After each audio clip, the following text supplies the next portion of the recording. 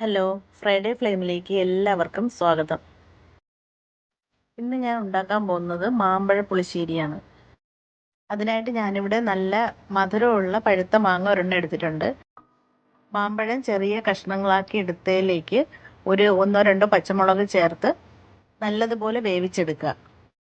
അത് വേകുമ്പോഴേക്കും നമുക്ക് അതിന് വേണ്ടുന്ന അരപ്പ് തയ്യാറാക്കി എടുക്കാം. അതിലേക്ക് തേങ്ങ, പച്ചമുളക്, ചെറിയ ഉള്ളി, പിന്നെ വെളുത്തുള്ളി താല്പര്യം ഉണ്ടെങ്കിൽ മാത്രം ഇട്ടാൽ മതി.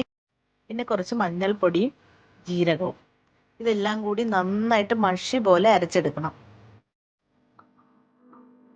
ഇനി അടുപ്പത്തൊരു പാൻ വെച്ചിട്ട് അതിലേക്ക് വെളിച്ചെണ്ണ ഒഴിച്ചു കൊടുക്കുക. നന്നായിട്ട് ചൂടായി വരുമ്പോഴേക്കും കടുക് താളിക്കുക. കടുക്, വറ്റൽമുളക്, കറിവേപ്പില, ചെറിയ ഉള്ളി ചെറുതായിട്ട് അരിഞ്ഞത് എല്ലാം ഇട്ട് മൂപ്പിച്ചെടുക്കുക.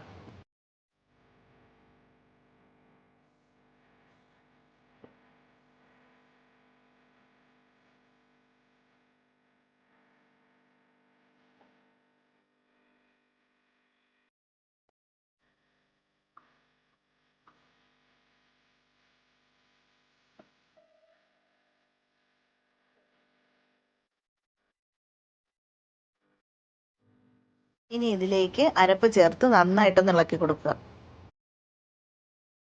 ഇനി അരപ്പൊക്കെ ഒന്ന് ചൂടായി വരുമ്പോഴേക്കും നമ്മൾ വേവിച്ച് വെച്ചിരിക്കുന്ന മാമ്പഴം അതിലേക്ക് ഇട്ട് കൊടുക്കുക. നന്നായിട്ട് ഇളക്കി ഒന്ന് ചൂടാക്കി എടുക്കുക.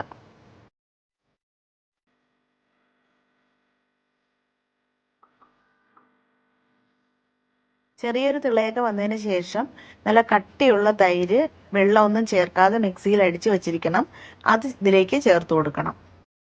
ഇനി ആവശ്യത്തിനുള്ള ഉപ്പ് ചേർത്ത് നന്നായിട്ട് ഒന്ന് ഇളക്കി വെക്കുക. അത് ഒരിക്കലും തിളയ്ക്കാൻ പാടില്ല. ചൂടായതിനു ശേഷം ഫ്ലെയിം ഓഫ് ചെയ്യുക.